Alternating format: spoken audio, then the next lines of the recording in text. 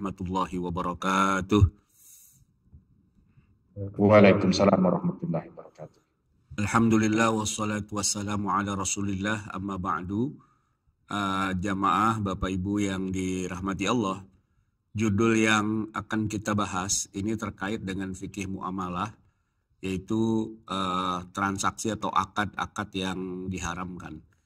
Sebenarnya tagline akad-akad yang diharamkan sebenarnya itulah intisari dari fikih muamalah. Intisari. Jadi kan begini, kalau kita bicara tentang pembagian fikih itu ada dua. Ada fikih ibadah dan ada fikih muamalah gitu ya. Nah, kalau fikih ibadah itu kan prinsipnya karena dia ritual, ya sesuatu yang tidak masuk akal gitu, tidak masuk logika.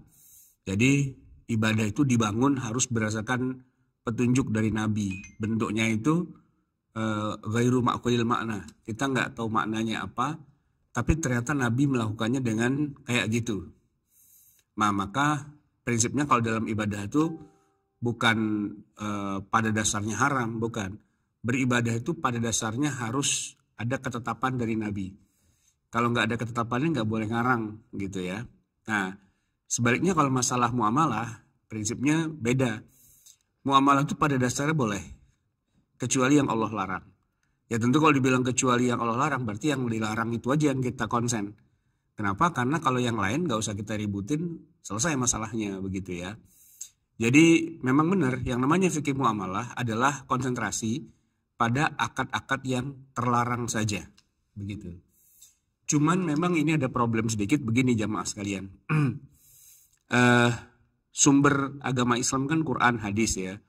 Nah kalau kita lihat yang dilarang di dalam Al-Quran ataupun juga yang dilarang di dalam hadis itu kan sangat terikat dengan kondisi kedaerahan, kewilayahan, juga terkait dengan waktu gitu.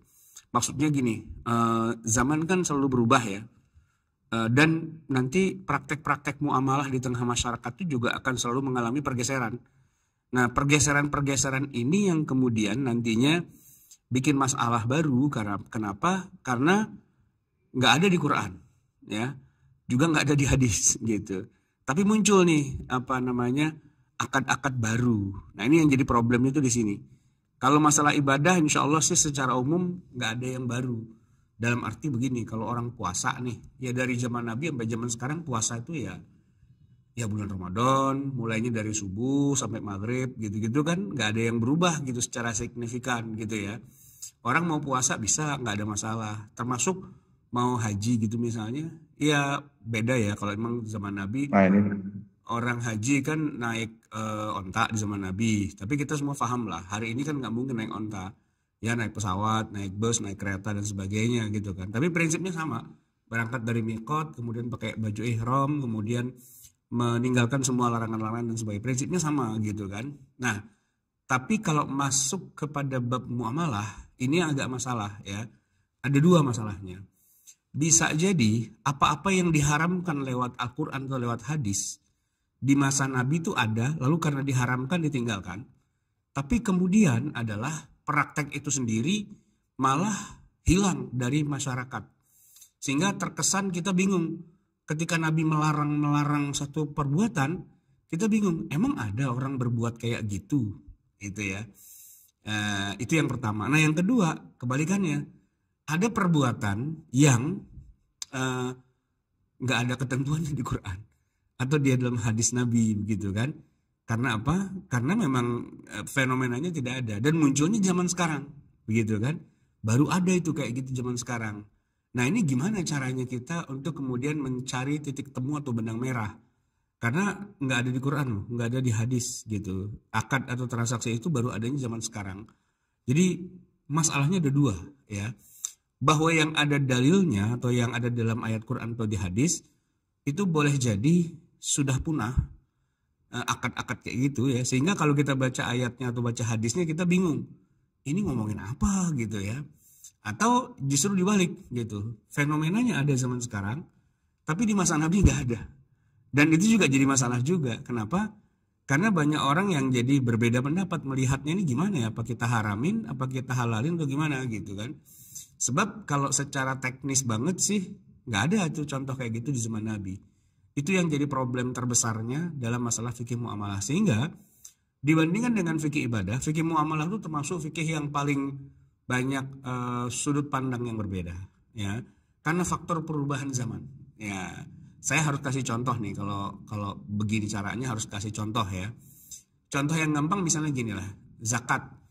Zakat itu ada unsur ritual ibadahnya, tapi unsur muamalahnya kan ada ya, yaitu misalnya memberi makan fakir miskin, terus memberi makan apa namanya, kan ada 8 apa namanya, bunyinya begini, innamas shadaqatu lil fuqara wal masakin wal amilina 'alaiha wal mu'allafati qulubuhum wa fir riqab wa fi sabilillah gitu kan.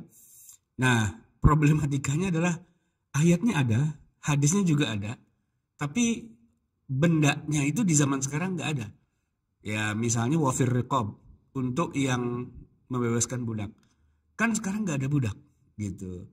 Nah, sehingga ini harus didiskusikan ulang nih. Ayatnya masih ada. Dan contoh di zaman nabinya juga ada, karena memang masalah perbudakannya ada. Salah satu alokasi dana zakat itu adalah untuk membiayai pembebasan seorang budak, gitu. Tapi karena budaknya nggak ada sekarang, kan kita harus diskusi ulang nih.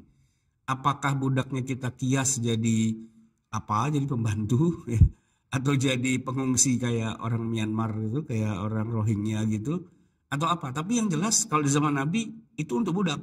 Gitu, bukan dikias, enggak, ini aplikasi gitu. Quran turun memang ketika itu ada perbudakan, gitu kan. Nah, itu yang jadi problemnya ya. Balik lagi, saya ingin mengatakan bahwa fikih muamalah itu otomatis lebih banyak potensi perbedaan pendapatnya ketimbang kesepakatannya, gitu. Karena zamannya berubah terus, berkembang terus.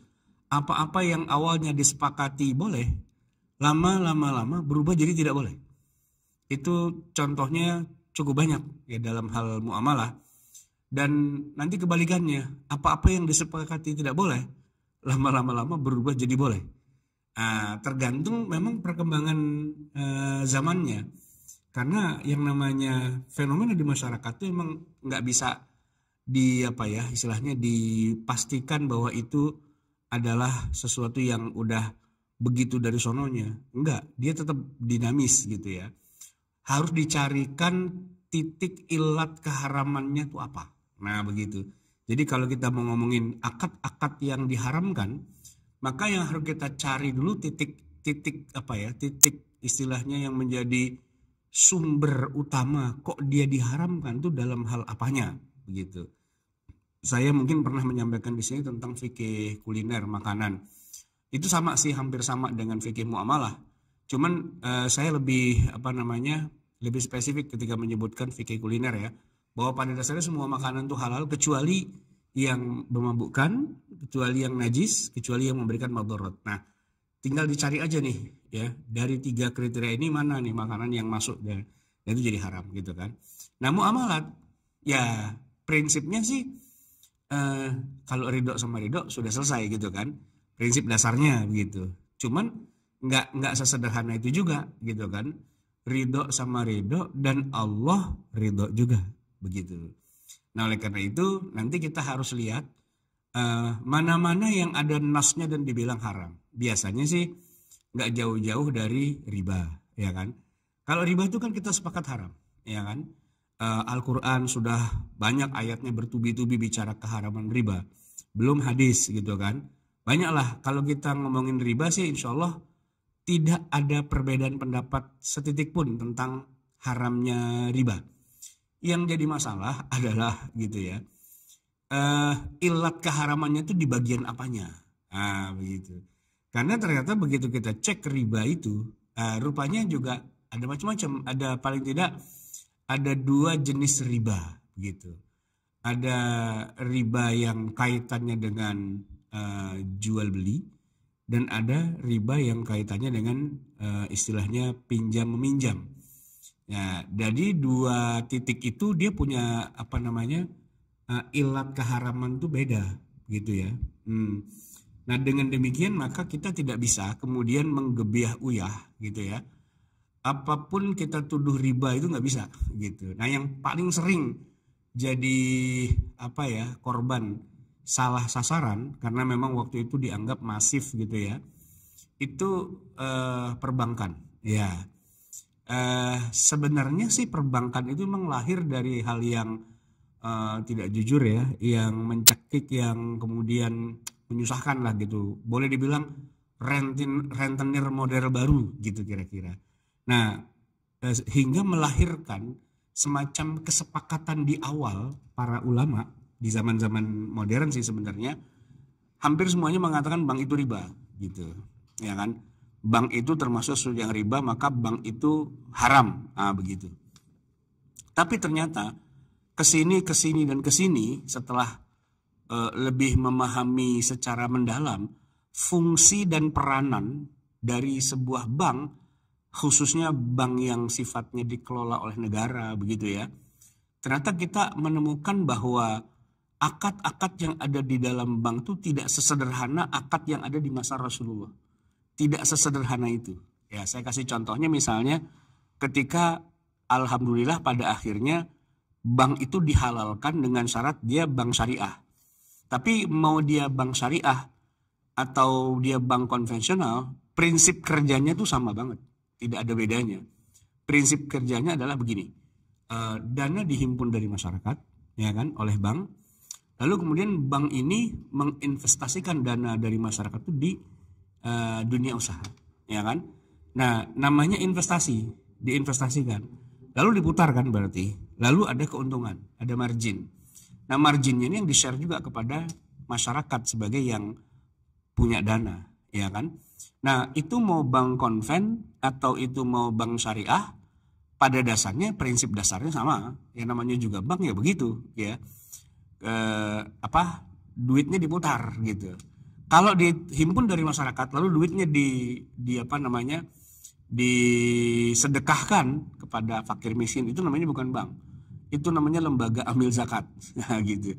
Kalau bank ya dia menghimpun dana dari masyarakat, terus dia hanya akan mau bekerja sama dengan perusahaan-perusahaan yang bisa memutar uang itu, ya kan, dan harus ada profit.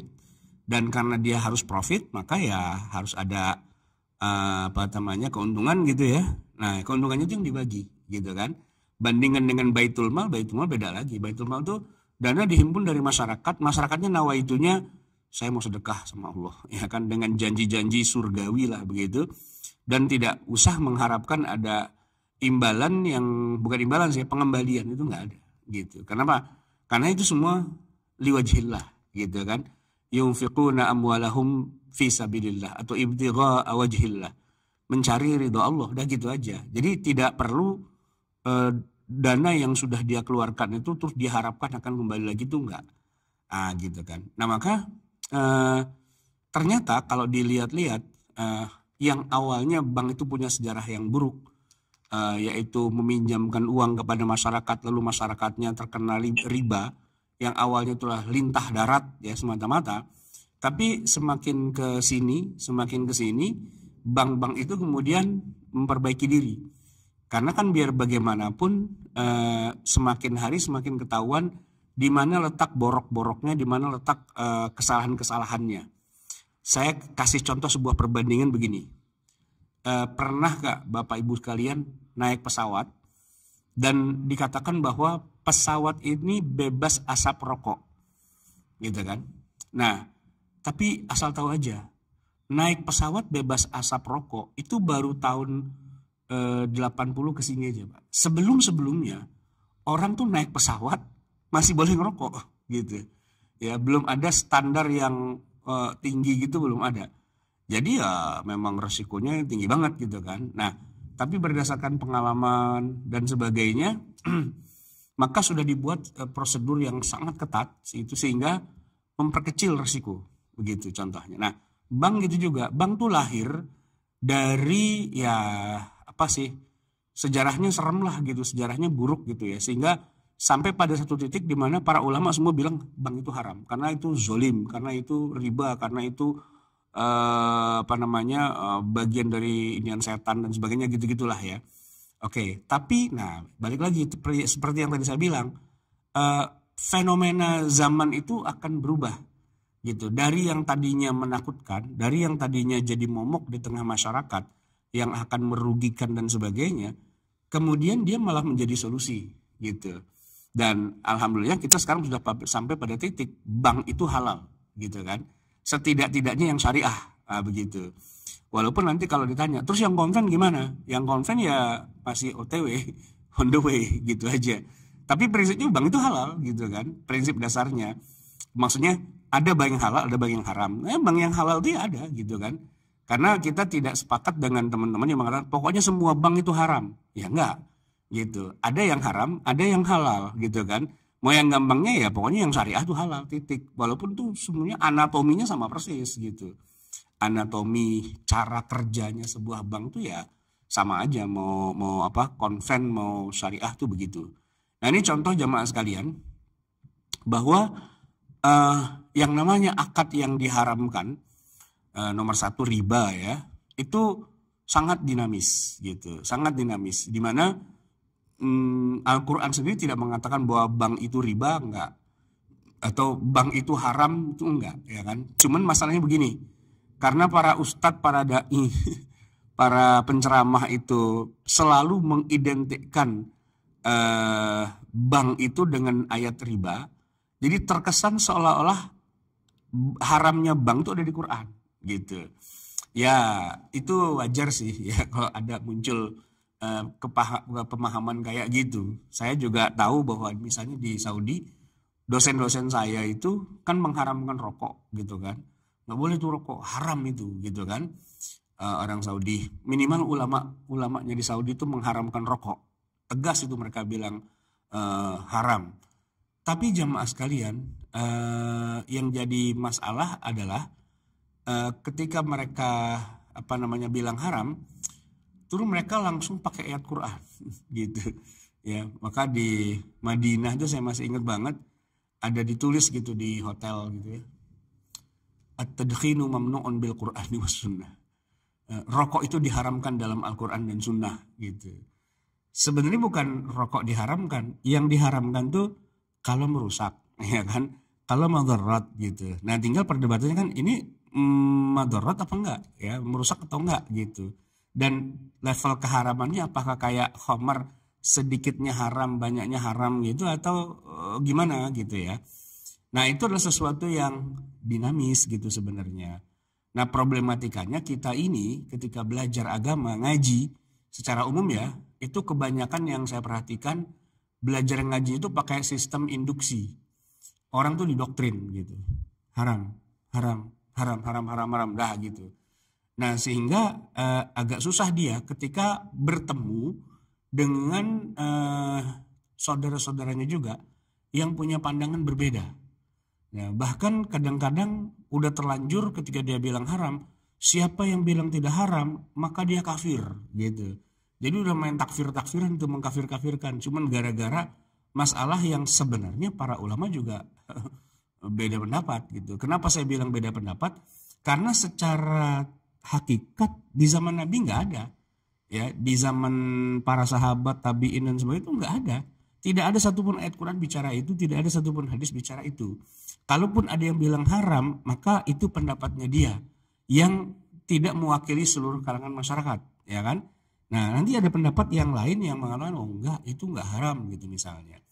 Itu berlaku pada hampir semua bagian muamalah. Tapi saya mau ajak Bapak Ibu sekalian pindah. Kalau tadi contohnya riba, yang kedua saya mau ngajak contohnya adalah judi. Judi kan muamalah juga, ya. Nah, dibandingkan dengan pamornya riba, maka haramnya judi ini kurang terasa greget kalau di kita, ya.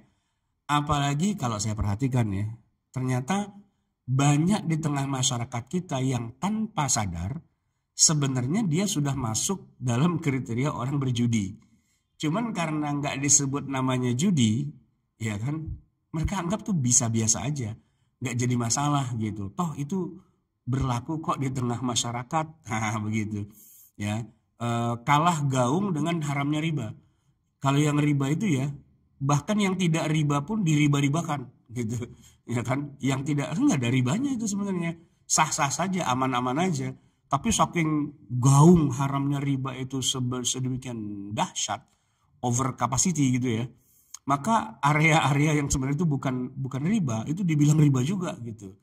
Bahkan ada salah satu jamaah saya bilang, intinya bahwa agama Islam itu anti riba, gitu.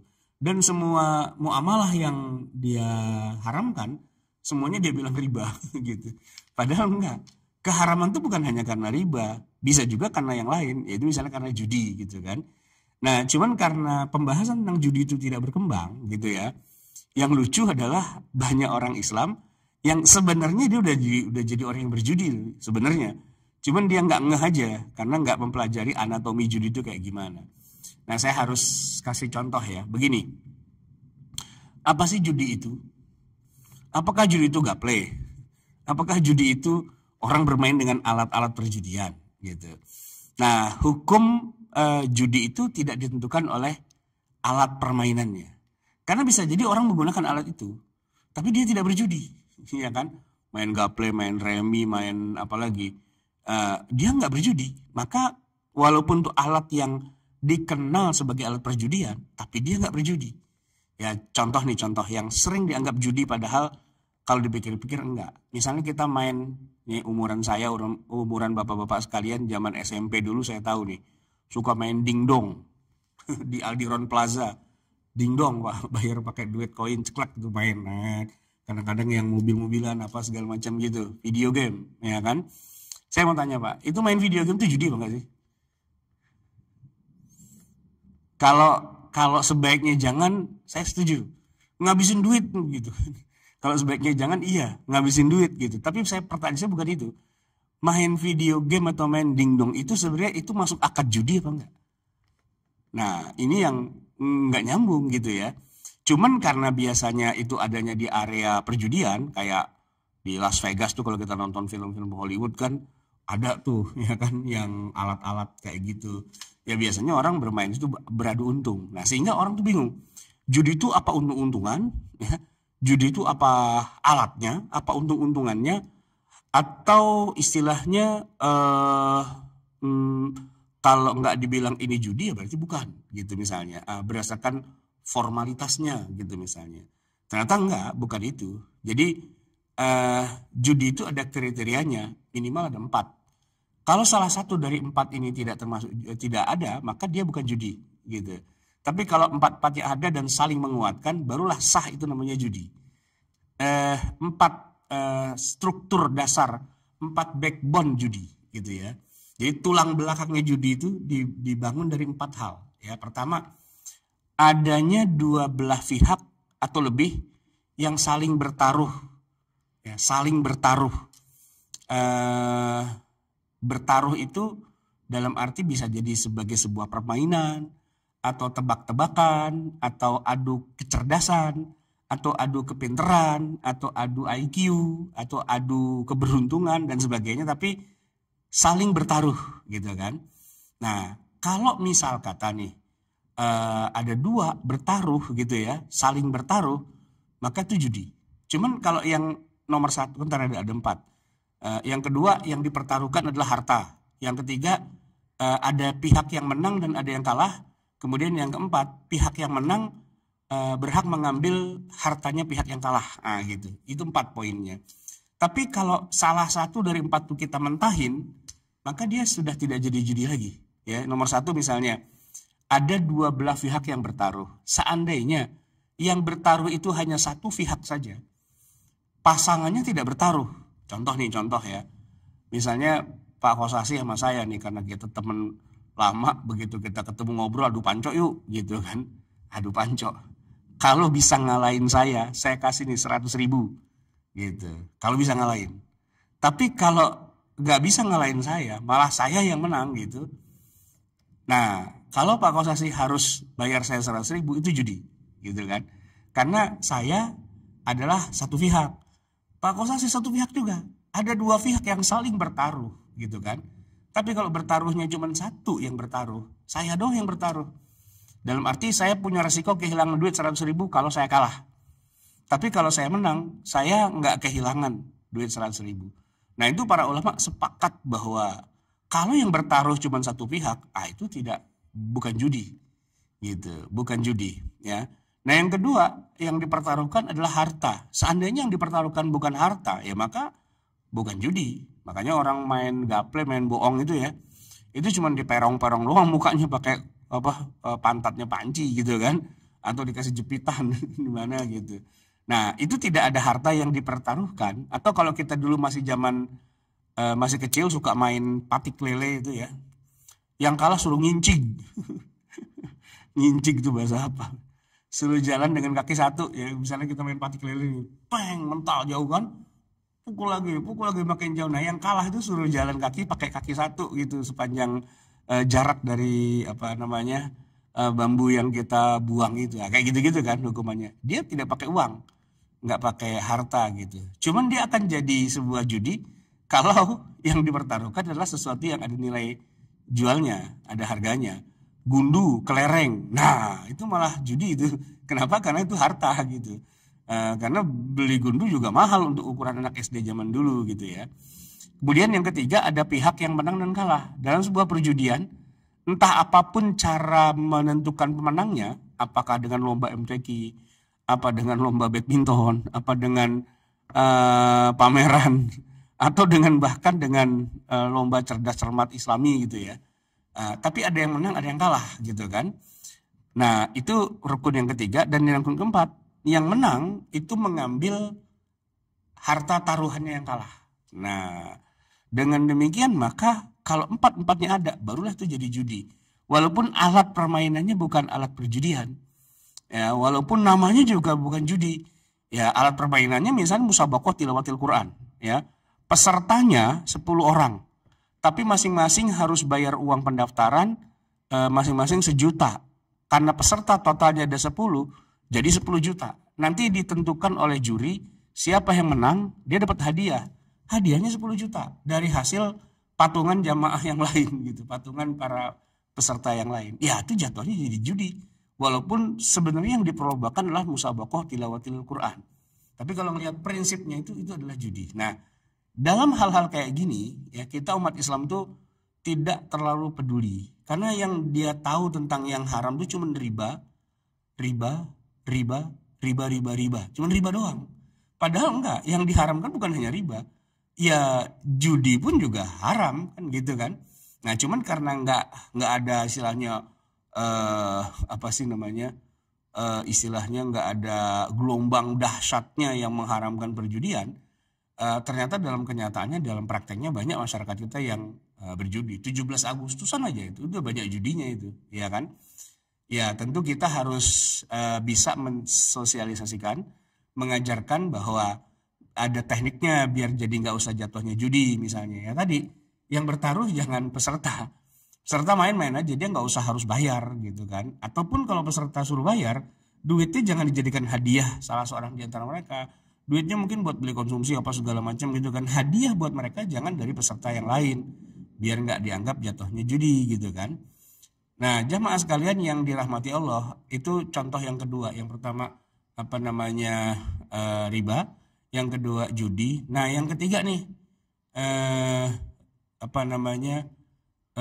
khianat. Khianat.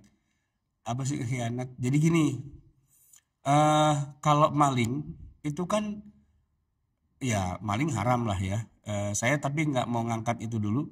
Tapi gini, yang sedikit orang nggak nyangka bahwa itu haram gitu ya. Kalau jelas-jelas nih barang orang diambil, ngerampok, nimpe ya kan, atau istilahnya ngerampas, ngejambret, itu kan jelas kita sepakat udah itu haram gitu ya. Tapi gimana kalau ngambilnya itu baik-baik? Jadi gini, ada orang diamanahi jadi bendahara, ya gampangnya gitu dah. Di sebuah masjid dia diangkat jadi bendahara, ya kan? Ya narok di rekening bank walaupun pakai nama masjid, atau juga ada juga yang pakai nama pribadi ya.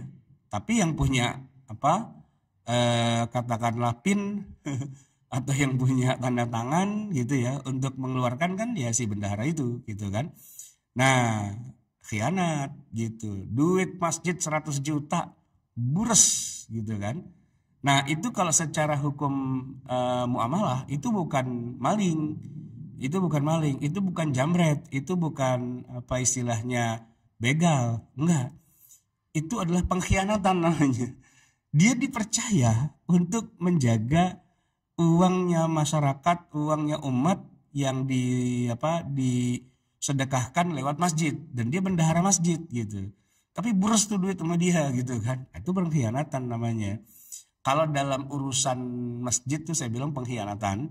Tapi kalau dalam urusan mengelola aset-aset negara atau uangnya rakyat Indonesia yang disebut dengan APBN gitu ya, dan ditilep, ditempe, diperes, diatur, diutak-atik oleh para penyelenggara negara, ya itu namanya korupsi gitu ya. Nah kalau kita cek nih yang masalah korupsi nih, di zaman Nabi nggak ada kasus korupsi di zaman Nabi. Tahu nggak kenapa sebabnya? Ya karena di zaman Nabi nggak ada APBN. Apa yang mau dikorupsi? Nggak ada, ya kan? Baitul Mal juga nggak akan bisa dikorupsi. Orang semua setor sama Nabi kok, dan ditaruh di satu gudang gitu kan. Apa yang mau dikorupsi gitu? Nggak didistribusikan. Bedanya nih kalau misalnya korupsi di Indonesia ya, atau di negara-negara modern ya. Gini, rakyat suruh bayar pajak, kan masuk tuh ke negara. Ya kan duitnya rakyat se-Indonesia itu berapa ribu triliun gitu kan. Kemudian dari berapa ribu triliun itu negara kan menyelenggarakan pemerintahan. Berarti butuh butuh biaya, ya kan, disusun anggaran gitu ya, untuk biaya operasional departemen ini, departemen itu, kementerian ini, kementerian itu, dan sebagainya kan. Namanya juga negara harus menyelenggarakan gitu.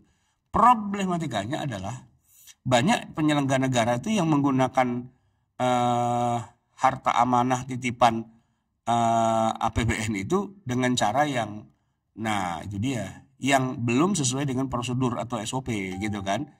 Saya nggak bilang korupsi lah mungkin, tapi tidak sesuai prosedur gitu. Nah itu kan haram juga gitu. Cuman lagi-lagi ketimbang haramnya riba, ini kalah pamor nih, yang namanya khianat atau korupsi ini kalah pamor gitu ya. Tapi saya tahu sih kenapa di majelis-majelis taklim kita korupsi itu nggak terlalu banyak dibahas. Ya kan juga bukan pejabat mereka. Mereka bukan pejabat gitu. Jadi apa yang mau dikorupsi gitu, nggak punya amanah gitu. Nah bab korupsi ini akan terasa betul-betul ada manfaatnya ketika banyak umat Islam yang sudah jadi penyelenggara negara, entah itu jadi presiden, menteri, atau gubernur, atau bupati, atau kecamatan tuh camat, lurah gitu-gitu ya, yang dibiayai oleh APBN. Nah haramnya di mana? Ya kalau menggunakan APBN tidak sesuai dengan rencana anggarannya, ya, atau memang sengaja digede-gedein dan sebagainya. Nah itu dia haramnya kan di situ. Baik Bapak Ibu jamaah sekalian yang dirahmati Allah, terakhir muamalah yang diharamkan banyak nih sebenarnya. Saya nggak mungkin membahas semuanya, tapi yang terakhir itu adalah termasuk muamalah yang paling banyak dilanggar oleh umat Islam adalah ketika Allah sudah mengatur harta yang kamu miliki. Kalau kamu kemudian nanti sudah menghadap Allah, itu harta itu harusnya ada pembagiannya, disebut dengan pembagian waris. Ayatnya lengkap, detail, dan insya Allah sampai hari kiamat tidak akan berubah ayat itu. Cuman sayangnya umat Islamnya yang sudah lama nggak pernah menjadikan itu sebagai pedoman. Kebanyakan umat Islam itu membagi waris berdasarkan petunjuk-petunjuk orang Yahudi, orang Barat, karena mereka belajar waris itu kepada orang Barat sebenarnya, atau pakai hukum adat gitu. Sedangkan yang syariah itu 180 derajat berbeda sebenarnya dengan hukum-hukum waris yang banyak difahami oleh masyarakat Indonesia, dan itu perlu diluruskan. Contohnya nih, contoh yang paling simpel. Dalam Al-Quran itu kan Allah Subhanahu Wa Taala menegaskan kalau pasangan suami istri salah satunya meninggal, maka yang masih hidup itu kan menjadi ahli waris atas harta, bukan harta mereka ya, tapi hartanya almarhum. Misalnya nih ya, suami meninggal, kan ada istri. Nah istri itu adalah dapat 1/8 dari hartanya suami gitu. Nah kalau hartanya suami itu misalnya 8 miliar gitu ya, ya istri dapat 1/8, yaitu 1 miliar. Nah yang 7 miliar itu kan bukan punya istri, yaitu punya anak-anaknya almarhum. Berapa dihitung gitu kan harusnya. Teorinya secara ayat Al-Qur'annya atau secara hadisnya gitu. Tapi dalam implementasi yang ada di kepalanya emak-emak di Indonesia, walaupun mereka alhamdulillah rajin ngaji gitu ya. Tapi kalau bab tentang bagi waris yang benar sesuai dengan Quran dan Sunnah, wah itu rada-rada ngeblank gitu ya, nggak nyambung. Buktinya gini Pak, kalau bapak kita meninggal, ya kan, secara teori nih, secara teori hukum syariahnya, suami meninggal berarti istri kan dapat 1/8. Sisanya kan buat anak-anak. Taruhlah anaknya ada ada 7 orang, ya kan masing-masing dapat 1 miliar, 1 miliar, 1 miliar gitu loh, ya kan. Nah, tapi gini masalahnya, dalam kenyataannya, ini kita semua mengalami, ketika bapak kita misalnya meninggal, itu emak kita tidak pernah membagikan harta waris itu. Dan marah serta tersinggung kalau sampai ada anaknya yang bertanya tentang bagaimana pembagian warisnya Bu gitu. Tahu nggak kenapa ibu-ibu tuh marah ditanya warisan? Karena dia merasa harta ini punya dia gitu. Dan dia masih hidup, ngapain dia bagi-bagi gitu kan. Nah sebenarnya sih iya benar. Karena yang mau dibagi itu bukan hartanya si ibu, hartanya si bapak yang meninggal. Tapi masalahnya di Indonesia, hartanya bapak sama hartanya ibu dari awal nyampur. Dan nggak ketahuan berapa-berapanya. Dan itu yang membuat berat, akhirnya si istri itu punya ayat sendiri yang dia ngarang. Di luar dari surat An-Nisa, dia bikin aturan sendiri, ayat-ayat sendiri. Dan itu bukan Quran, tapi dianggap itu kitab suci gitu ya. Bunyinya gini, harta yang dimiliki oleh suami dan istri, itu jadi harta milik bersama, dan salah sendiri kalau salah satunya mati, ya berarti dia kehilangan hak miliknya gitu. Jadi bapak kita ini meninggal Pak, ibu kita tidak pernah berpikir bahwa dia hanya akan mendapatkan 1/8, enggak, dia adalah pemilik harta itu, berdua sih sama suaminya. Tapi kenapa suaminya mati duluan? Salah sendiri, lu mati, berarti ini harta gua sendiri yang ngangkangin. Jadi kalau dibandingkan dengan yang ada di Quran 1/8, ini mah bukan 1/8 lagi, ini 8/8 gitu. Ya. Terus kalau anaknya ada yang sampai nanya, Bu, gimana bagi warisan harta milik bapak kami gitu kan? Si ibunya yang tersinggung, marah nih, numbu tanduknya gitu. Dasar kau anak durhaka, kuburan bapakmu masih basah, kau sudah tanya-tanya waris, ibumu ini kamu anggap apa? Kamu sudah nggak murah ibu, apa kamu ingin ibu segera mati? Cekek aja nih ibu sekalian, sampai kayak gitu ngomongnya. Kenapa? Karena ya dia nggak paham juga hukum waris itu kayak apa gitu kan si ibu ini. Nah oleh karena itu jamaah sekalian yang dirahmati Allah, penting sih kita belajar akad-akad yang diharamkan, akad-akad yang diwajibkan gitu ya dalam ilmu fikih muamalah. Baik, itu secara gelondongannya kayak gitu ya. Saya nanti akan berikan kepada jamaah sekalian kesempatan kalau ada yang ingin bertanya atau berdialog. Tapi pada dasarnya gini, akad-akad yang diharamkan itu ya sifatnya itu dinamis ya. Riba misalnya, kalau ribanya haram iya. Judi misalnya, judinya haram iya gitu. Terus misalnya kayak khianat iya. Cuman yang jadi masalah itu tekniknya memenuhi syarat atau tidak, ya kan? Apakah ini masuk dalam kategori korupsi atau tidak, ya kan? Makanya nanti semua tuh harus ada undang-undangnya sendiri. Nah kalau alhamdulillah kalau korupsi itu sudah spesifik itu, ya kan? Bahkan seorang pejabat yang menerima hadiah dari siapapun, bahkan dari anaknya sendiri, kalau dia dapat hadiah itu dianggap sudah gratifikasi, nah gitu, gratifikasi. Nah itu kayak gitu-gitu kan nggak diatur di Quran, nggak diatur di hadis. Adanya di mana? Di undang-undang. Maka sebenarnya connect tuh antara Quran, hadis, ilmu fikih, dan implementasinya adalah undang-undang. Gitu. Undang-undang tentang riba harusnya ada tuh, undang-undang tentang riba, ya kan? Undang-undang tentang perjudian, undang-undang tentang pengkhianatan ya atau korupsi gitu misalnya. Undang-undang tentang waris gitu misalnya. Karena kadang-kadang begini, yang tadi saya bilang bahwa zaman berubah, orang cara pandangnya berubah. Nah, oleh karena itu untuk mengimbanginya haruslah dibuat semacam undang-undang yang mana undang-undang ini disosialisasikan kepada sama umat Islam. Dan memang itu harus ada yang tertulis. Saya kasih contoh nih biar realistis gini. Beberapa waktu yang lalu saya umroh, nginep di salah satu hotel di depan Masjidil Haram gitu kan. Nah, saya tanya, di sini kan ada yang tukang angkutin koper tuh, apa sih namanya, bellboy atau apa gitu kan.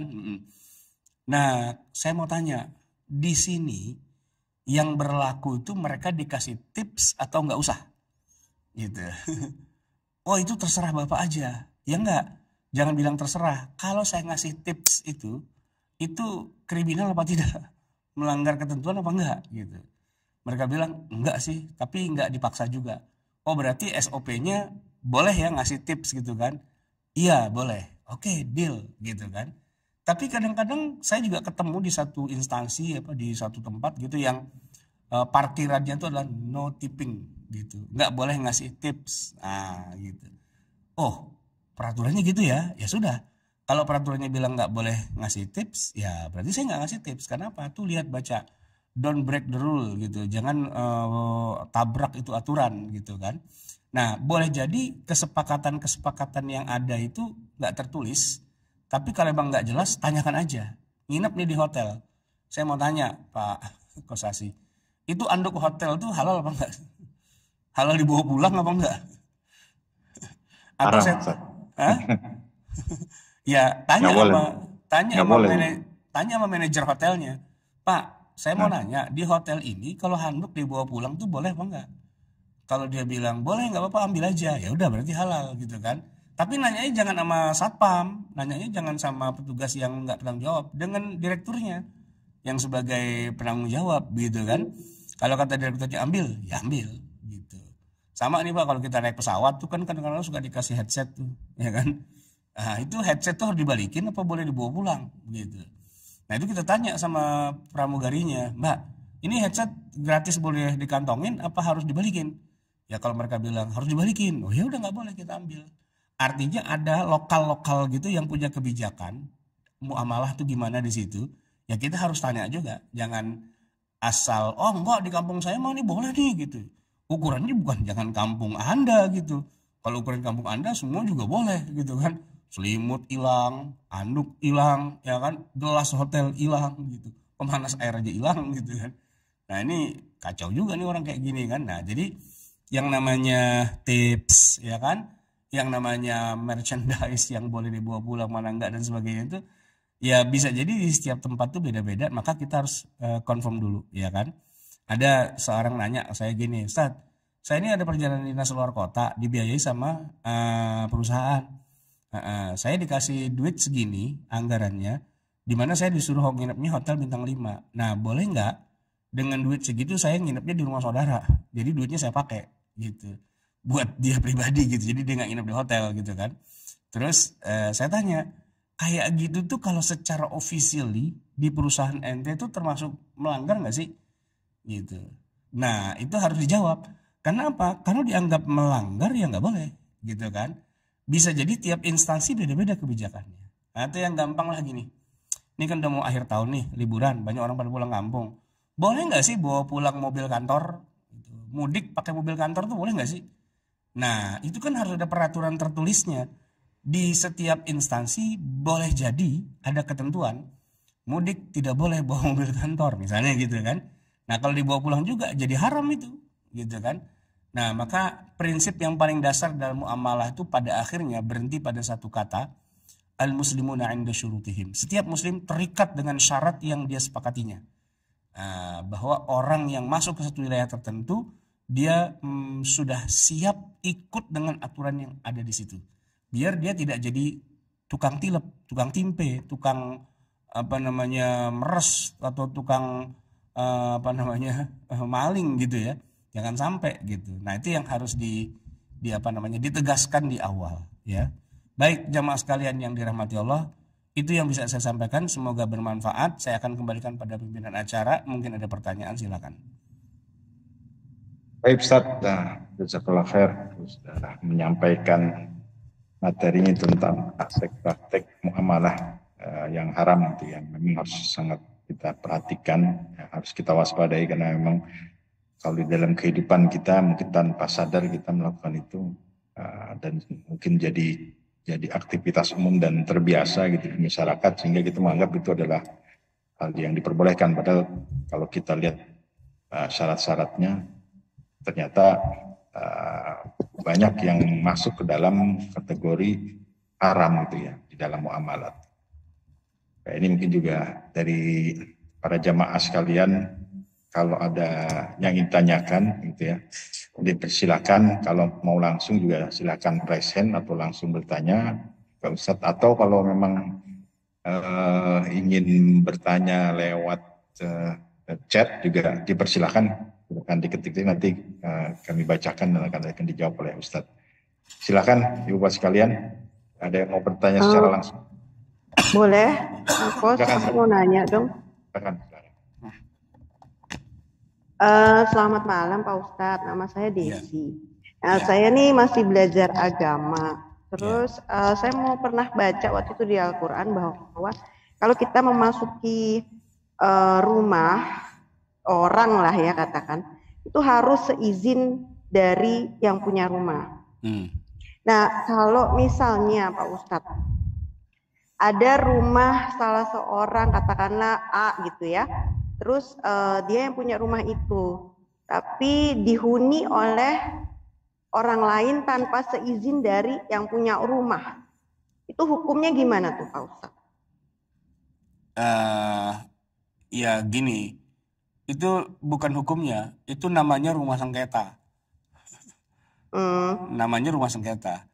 Maksudnya pasti ada perbedaan pendapat di situ antara yang punya dengan yang menghuni. Mungkin yang menghuni merasa itu punya dia. Terus yang kita bilang yang punya ternyata memang bukan yang punya. Boleh jadi kan? Ada persengketaan di situ. Nah, sebelum nanya hukumnya, pastikan dulu ini yang punya siapa rumah. Gitu. Nah, kecuali kalau memang yang punya tadi si A gitu kan.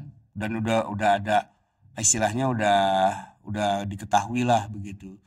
Terus tiba-tiba muncul dikuasai sama orang lain. Oh, berarti penjahat itu kan tinggal manggil polisi gitu kan.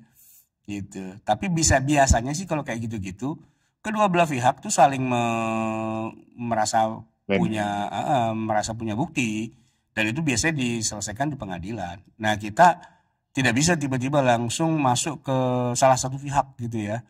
Nah, makanya saya bilang itu bukan hukumnya gimana, tapi itu statusnya namanya rumah sengketa. Dan banyak sengketa, tanah sengketa, rumah sengketa, apa sih yang nggak sengketa gitu kan sekarang banyak gitu kan. Jadi ya jangan ngomongin hukumnya dulu, selesaikan aja dulu pengadilannya secara resmi dan sudah ada keputusan yang secara ingkrah, ya baru kemudian kita bicara bahwa ini rumahnya si A, terus apa sama dia dipinjemin, apa dia disewain atau gimana tuh gimana. Dipinjemin dan disewain kan ada SOP-nya, ada juga Betul. ya Surat kontrak. surat kontrak dan sebagainya. Ya biasanya orang penguasaan lahan atau penguasaan aset itu kan juga ada dasar-dasarnya, dia juga punya lawyer juga bisa jadi kan. Nah, maka nggak bisa ditanyakan ke saya gitu. Ya, tanyakan kepada lawyernya masing-masing atau kepada hakimnya gitu. Ini statusnya gimana? Kalau masih sengketa ya kita nggak usah ngomong apa-apa, tanah sengketa gitu intinya. Oke. Terima kasih. Pilihkan secara hukumnya dulu Ustaz ya. Iya. Dipastikan dulu. Ya. Setelah itu baru bisa ditentukan hukum secara agama. Baik, itu ya Bu Desana, mungkin ada lagi yang mau ditanya? Cukup ya, itu aja. Ya. Terima kasih. Terima kasih. Dari jemaah yang lain silakan kalau ada yang mau bertanya secara langsung. Ada yang nulis itu ya? Nah, kalau tidak ada mungkin kita bacakan pertanyaan dari salah satu jamaah, Pak Usman. Bagaimana dengan pemahaman bahwa Al-Quran itu berlaku sepanjang zaman jika dikaitkan dengan fikih muamalah yang menurut Pak Ustadz tadi itu bisa menyesuaikan dengan zamannya, Ustaz? Jadi gini, kita jangan terjebak dengan perkataan bahwa Al-Quran itu sesuai dengan zaman. Enggak, Al-Quran itu enggak sesuai dengan zaman. Quran itu sesuai dengan zaman Nabi. Ketika zamannya berubah, Qurannya enggak ikut berubah. Ya kan? Quran itu sesuai dengan zaman Nabi. Karena memang diturunkan di masa Nabi. Nah, bahwa nanti Quran dalam tanda petik ya, bisa menyesuaikan diri dengan zaman. Ingat ya, Quran tidak pernah menyesuaikan diri dengan zaman. Karena kalau dibilang Quran menyesuaikan diri, Qurannya ikut berubah, gitu, ya kan? Dulu nggak ada korupsi, sekarang ada korupsi. Tiba-tiba muncul ayat, ya kan? Hurrimat alaikumul korupsi, gitu kan? Nah itu kalau Quran mengikuti perubahan zaman, ya kan?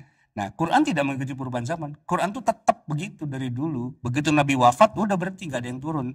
Nggak pernah nambah pula, dan nggak ada yang berkurang. Ya sudah, itu menggambarkan suasana di zaman Rasulullah. Nah, ungkapan bahwa Quran itu menyesuaikan dengan zaman, bukan Qurannya menyesuaikan zaman. Kitanya yang mencoba berijtihad, melihat fenomena kita di zaman sekarang, lalu kita cari kecocokannya dengan yang ada di Quran. Qurannya tidak menyesuaikan diri dengan zaman kita. Kitanya yang berfatwa, ulama di zaman sekarang yang berfatwa dengan menggunakan ayat Quran.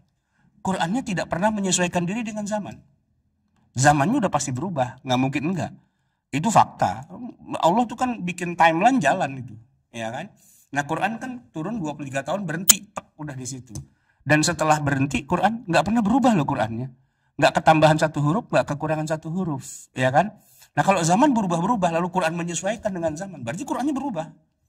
Quran tidak pernah berubah. Quran ya udah begitu. Terus yang dibilang berubah itu maksudnya dalam tanda petik bahwa dengan perubahan zaman, para ulama, nah ngomongnya gitu, para ulama, para ahli ijtihad masih bisa menggunakan ayat Quran yang 1400 tahun yang lalu untuk dicarikan kecocokannya. Tapi kalau sama sekali nggak cocok, itu jatuhnya jadi cocokologi. Emang ada? Banyak. Ya kan? Saya kasih contoh aja. Tadi masalah budak gitu, ya kan? Budak itu ya, itu turun di banyak ayat itu. Orang yang pertama zakat kan kasih budak. Kemudian misalnya orang puasa siang hari bulan Ramadan bersetubuh dengan istrinya. Itu kan nomor 1 sebelum puasa 2 bulan berturut-turut atau kasih makan 10 hari kan suruh bebasin budak dulu itu. Bebasin budak. Ya kalau budaknya ada ya ada. Tapi kalau sekarang budaknya nggak ada, masa kita bilang yang salah zamannya? Ya enggak gitu. Ya enggak. Dan banyak sekali fenomena yang kita ajub di zaman sekarang dan itu tidak ada contoh konkretnya di Quran. Nggak ada. Gitu. Nah, karena nggak ada contoh konkretnya, maka para ulama mencoba mencari titik temu. Nah, karena itu upaya manusia, kesimpulannya nggak sama, gitu. Kesimpulannya nggak sama. Misalnya tadi budak nggak ada. Terus apakah membagi harta zakat tinggal kepada 7? Kan kalau aslinya di Quran 8 buat budak, gitu kan? Kalau budak nggak ada, apa tinggal 7? Atau tetap harus 8 juga? Tapi kalau memang mau 8, kasih ke siapa ini? Ya itu buat imigran gelap kali gitu misalnya. Atau buat panti asuhan. Itu kan menurut ente, ya kan? Menurut ente. Kalau menurut Rasulullah gimana? Ya kalau menurut Rasulullah ya buat budak. Karena di zaman Nabi kan ada budak.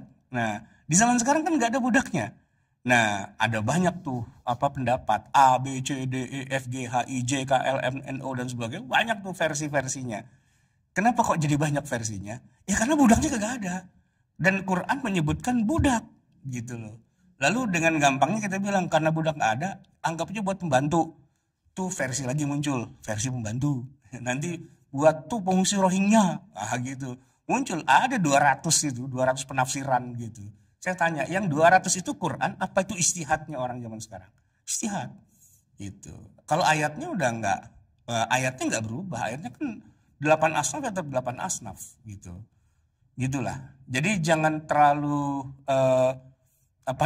jangan terlalu bangga dulu bahwa Quran akan selalu sesuai dengan perkembangan zaman. Enggak. Yang menyesuaikan itu para ulama. Dan para ulama ketika berupaya menyesuaikan, rupanya usaha mereka tuh nggak sama hasilnya, beda-beda. Itu namanya ijtihad gitu. Dan ya kita hormatilah kalau mereka para mujtahid gitu ya. Sama lah misalnya dengan zakat profesi yang katanya 2,5%, emang ada di Quran. Setiap orang yang punya gaji 2,5% harus dikeluarkan zakatnya, nggak ada. Ayatnya nggak pernah ngomong gitu loh. Ya, bahkan kata 2,5% itu tidak ada di Quran sama sekali. Ya, cuman Allah bilang ya, anfiqu min thayyibati ma kasabtum wa mimma akhrajna lakum minal ard. Allah nggak nyebut satu pun kata 2,5%. Enggak, gitu loh. Tapi kemudian ditafsirkan, dikias-kiaskan dengan hadis apa segala macam.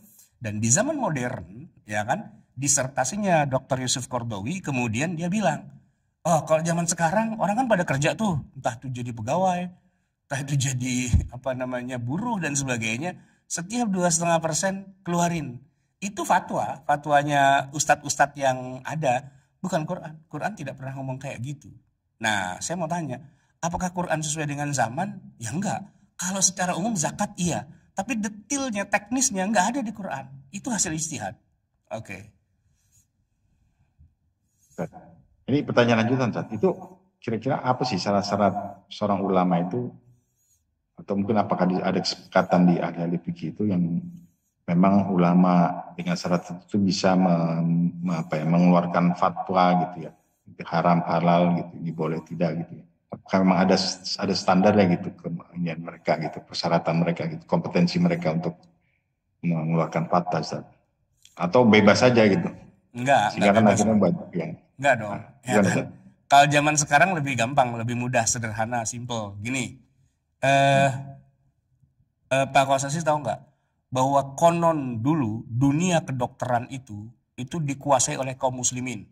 Banyak dokter ya kan di tengah umat Islam. Sebutin misalnya Ibnu Sina gitu kan ya. Sina. Al-Khawarizmi gitu kan. Tapi saya tanya, Ibnu Sina tuh kuliahnya S1, S2, S3. Dan spesialisnya ngambil apa dia? Kedokterannya? Nggak ada. Nggak ada. Nggak ada. Nggak ada. Nggak ada. Kenapa? Karena dulu belum distandarisasi. Dan kalau kita baca karyanya Ibnu Sina, Al-Qanun fit Tibb, itu bukan buku kedokteran sebenarnya itu. Itu buku obat gitu. Ya kan? Obatnya pun obat herbal gitu loh, ya kan? Nah, tapi kalau untuk ukuran zaman segitu itu udah dianggap dokter, gitu kan? Tapi kalau hari ini orang dengan kemampuan seorang Ibnu Sina itu bukan dokter. Kenapa? Itu mah kedokteran jadul abad ke-7 ya kan? Abad ke-7 Hijriah gitu. Nah, kalau zaman sekarang kan kayak tadi kan, kalau sekarang nih orang dikatakan sebagai boleh ijtihad tuh apa syaratnya? Saya balikin. Hari ini orang boleh dikatakan dokter tuh syaratnya apa? Ya kuliah fakultas kedokteran. S1, S2, S3, ya kan? Dia harus ngambil spesialisasi dan sebagainya baru dia dikatakan dokter. Misalnya nih, dia mau jadi ahli bedah, ahli apa namanya? Kandungan, ya kan? Yang kerjaannya ngebedah sesar gitu. Boleh nggak dia tuh dokter umum? Nggak boleh.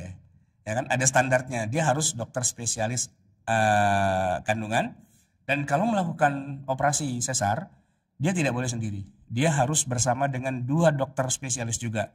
Satu dokter anestesi, satu lagi dokter anak. Nah, kan gitu, ya kan? Kan ada ininya sekarang, berarti ada standarnya gitu kan? Standar.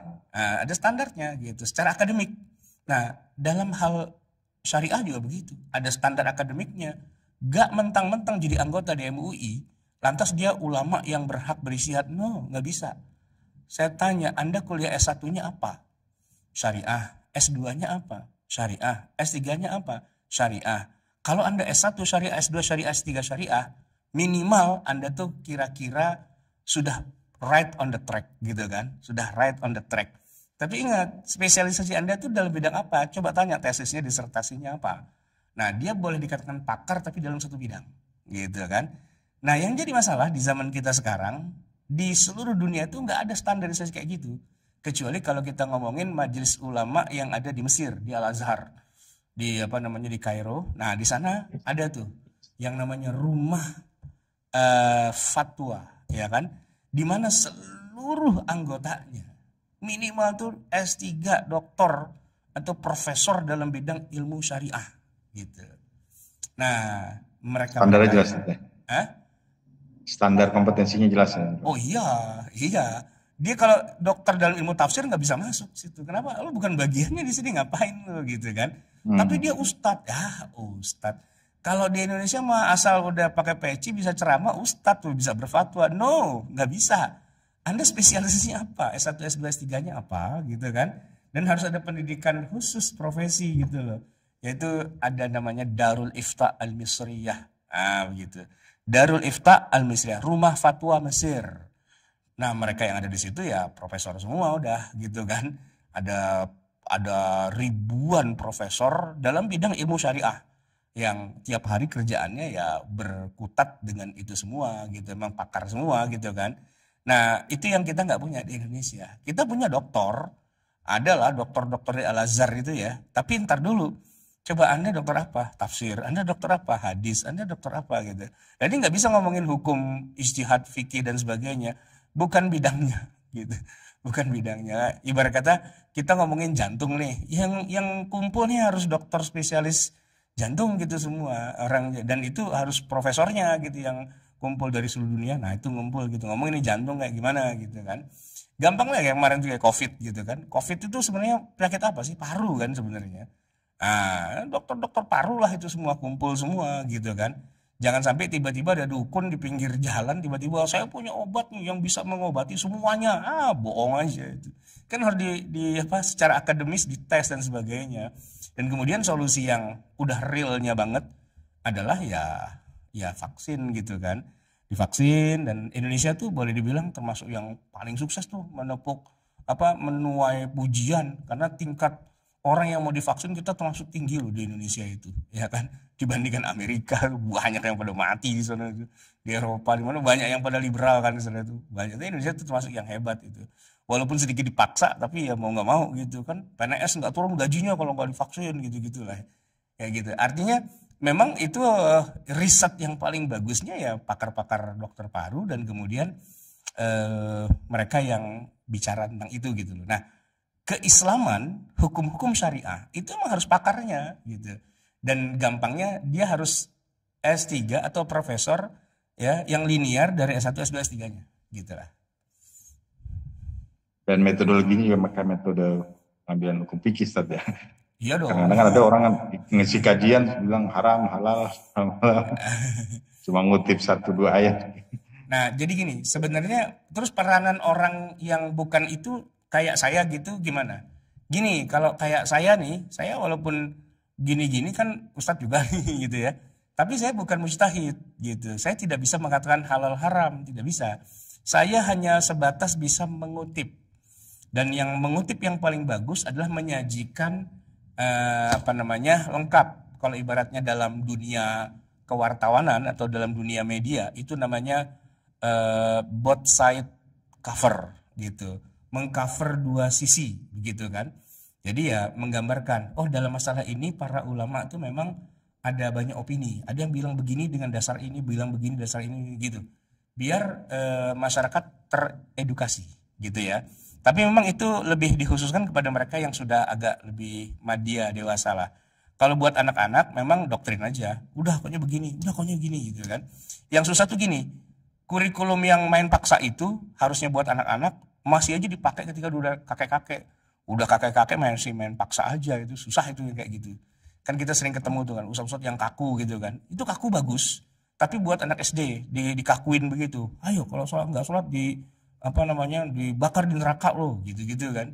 Tapi kalau udah gede kan enggak gitu. Dan ada perbedaan-perbedaan tuh harus ditampilkan dari semua sisinya termasuk dalilnya biar yang dapat itu adalah istilahnya wawasan gitu, bukan fanatisme dan semangat untuk saling menjelekkan, saling menyalah-nyalahkan gitu.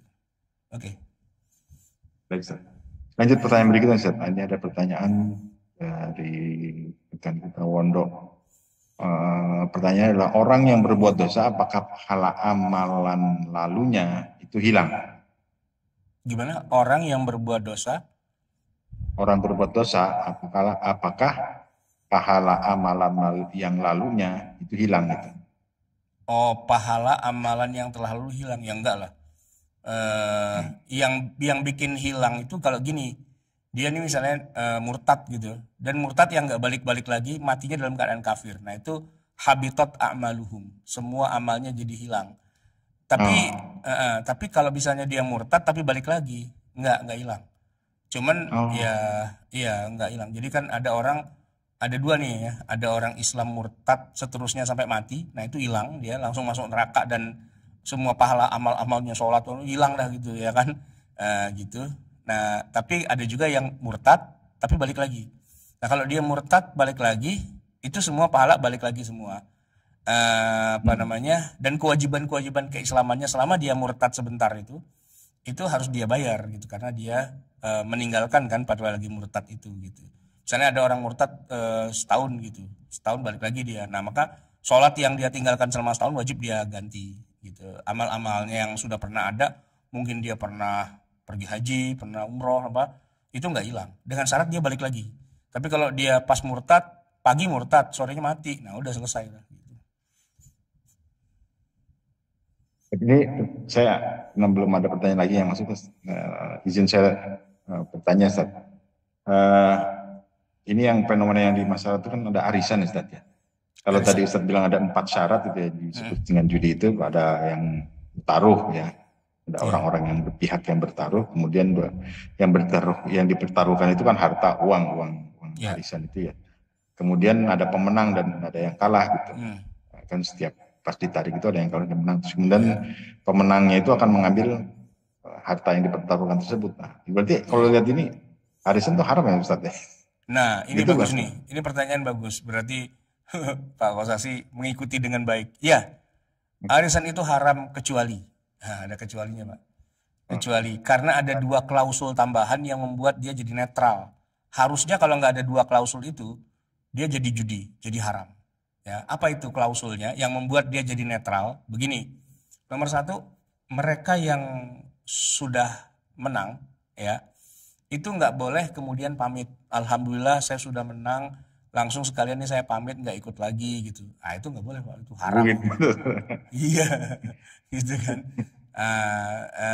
Jadi yang sudah menang harus ikut ya dan harus kalah gitu. Yang kedua yaitu yang yang peserta yang main yang kalah gitu ya, dia harus ikut sampai dia nanti menang juga gitu, sehingga pada akhirnya seri jatuh-jatuhnya. Jadi misalnya arisan 10 orang ya, ada satu nih yang menang, nggak boleh dia kemudian mundur, alhamdulillah saya udah menang saya keluar gitu, nggak boleh. Nah terus semua harus ikut main sampai akhir, yang kalah pun harus kalah 9 kali dan menang sekali. Semua tuh peserta harus kalah 9 kali, menang sekali. Harus gitu kan. Sehingga kalau misalnya arisan cepek-cepek gitu misalnya, arisan 100 ribuan, 10 orang kan 1 juta. Nah itu tiap minggu dikocok gitu ya. Sampai 10 minggu duit balik lagi tuh, seri gitu istilahnya. Nah syarat yang kedua tuh ya harus seri gitu. Jadi semua peserta yang kalah keluar menang, total segitu. Nah iya, jadi itu namanya main judi bohongan. Nah gitu. Buat seru-seruan aja gitu. Oke. Baik, Ustaz. Ini lanjut Ustaz, ada pertanyaan lagi Ustaz.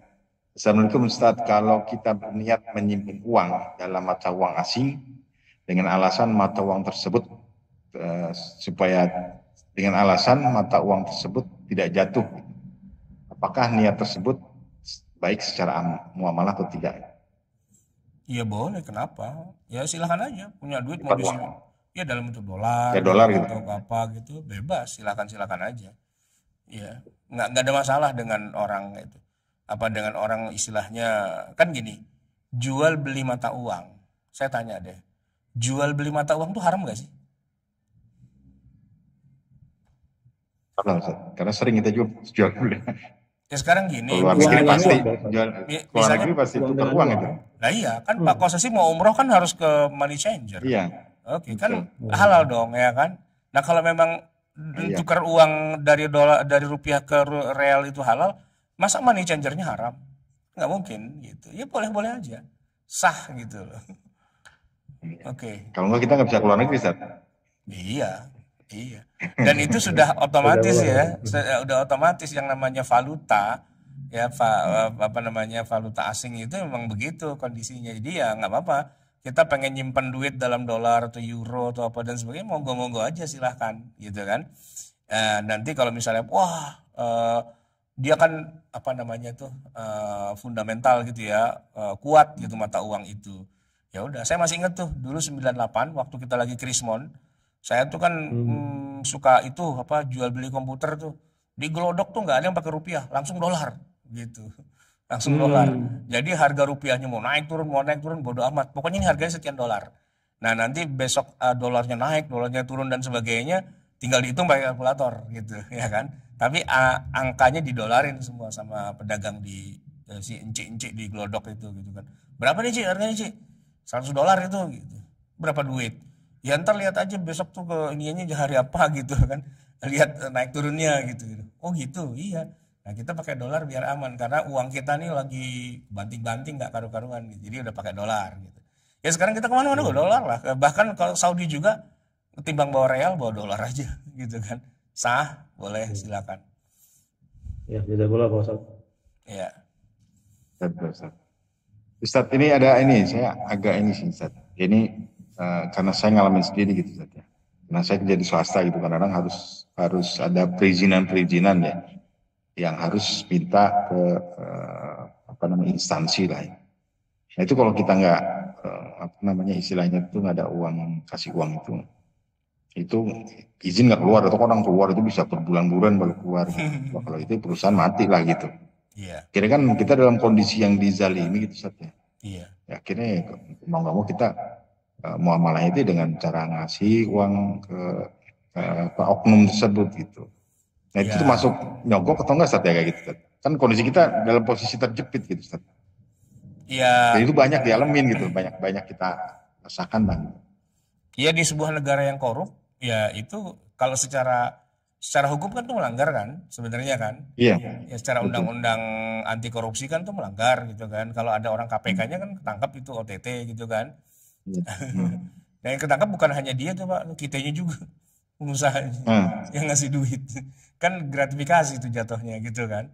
Jadi kalau ditanya apakah itu dosa, ya dosa sih sebenarnya. Cuman daripada nggak makan, ya udah apa boleh buat gitu kan.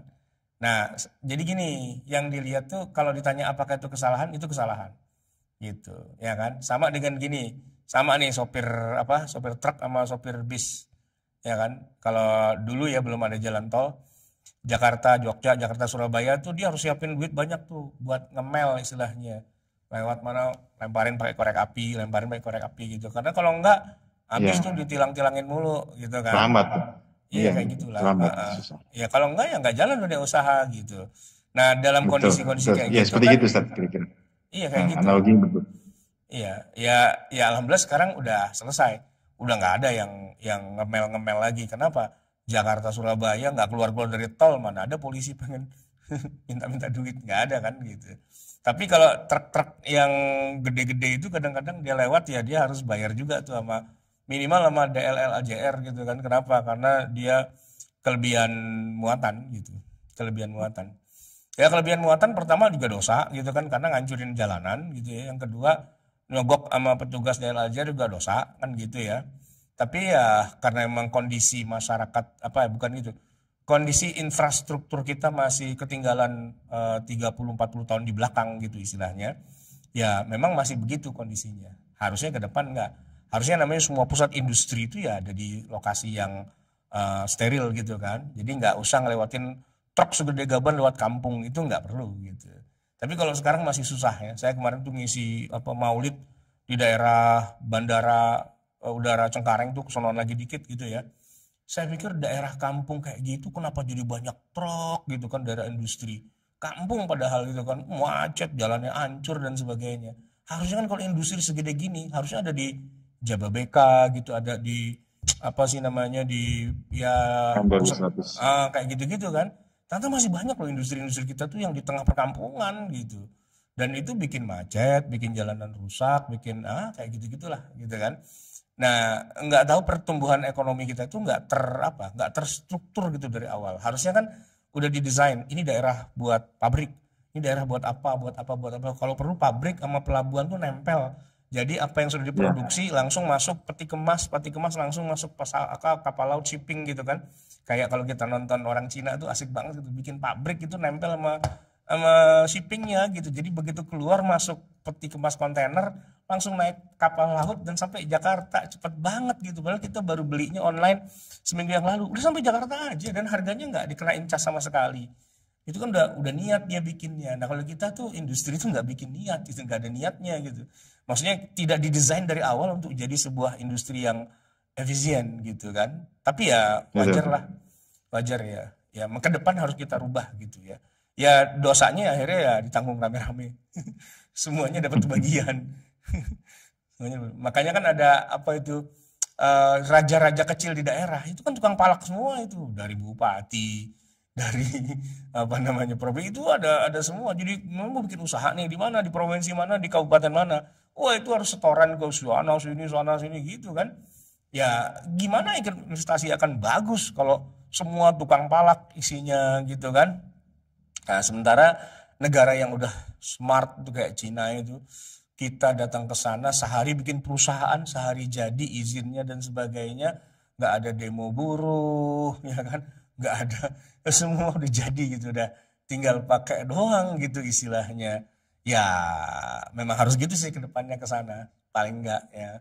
Nah cuman kita kalau ke arah sana tuh banyak yang nggak setuju, minimal yang tukang palak-palaknya, wah enak aja, gue nggak bisa malak lagi dong lo, gitu. Nggak kebagian jatah. Nggak kebagian jatah, susah itu. Emang hidupnya dari situ. Baik, Ustaz. Baik, Ibu sekalian para jamaah, adakah pertanyaan lagi? Atau ada yang mau nanya langsung? Kebetulan pertanyaan yang di chat room sudah habis ini, Ustaz. Ya, cukup lah. Tidak ada? Nah, baik, kalau tidak ada mungkin kita cukupkan acara kajian kita malam hari ini. Terima kasih Ustaz atas materi dan juga tanya jawabnya. Dan terkait dengan waris mungkin nanti suatu saat kita perlu bahas khusus ya kayaknya Ustaz ya. Kalau waris ini kan agak panjang pembahasan, tadi kan Ustaz sudah menyinggung sedikit tentang waris ya. Kalau waris sih enaknya kita offline, enaknya bikin offline pelatihan, siap, pelatihan sehari dari pagi sampai sore. Wah, siap. Sekalian latihan latihan hitung-hitungannya. Iya, Ustaz. Insyaallah. Baik, mungkin itu saja kajian kita pada malam hari ini, dan seperti biasa saat akhir kajian kita mohon perkenannya Ustaz untuk memimpin doa untuk kita semua. Bismillahirrahmanirrahim. Alhamdulillahirabbil alamin. Hamdan yuwafi ni'amahu wa yukafi'u mazidah, ya rabbana lakal hamdu wa lakal syukru kama yanbaghi li jalali wajhika wa li 'azimi sultanik. Allahumma shalli wa sallim wa barik ala sayyidina Muhammadin wa ala ali sayyidina Muhammad. Rabbana zalamna anfusana wa illam taghfir lana wa tarhamna lanakunanna minal khasirin. Rabbana amanna bima anzalta wa taba'na ar-rasula faktubna ma'asy syahidin. Rabbana la tuzigh qulubana ba'da idh hadaytana wa hab lana min ladunka rahmah innaka antal wahhab. Rabbana atina fid dunya hasanah wa fil akhirati hasanah wa qina adzabannar. Wa sallallahu ala sayyidina Muhammadin wa ala alihi wasallam walhamdulillahi rabbil alamin. Assalamualaikum warahmatullahi wabarakatuh. Jazakallahu khair Ustaz. Kami juga mengucapkan terima kasih atas kehadiran Ibu Bapak sekalian para jamaah semua, dan mohon izin saya tutup kajian ini dengan doa kafaratul majlis. Subhanallah bihamdika asyhadu an la ilaha illa anta astaghfiruka wa atubu ilaik. Dari saya mohon maaf apabila ada kesalahan. Allahumma waffiq ila aqwamit thoriq. Assalamualaikum warahmatullahi wabarakatuh. Waalaikumsalam warahmatullahi wabarakatuh. Salam Ustaz. Waalaikumsalam Ustaz.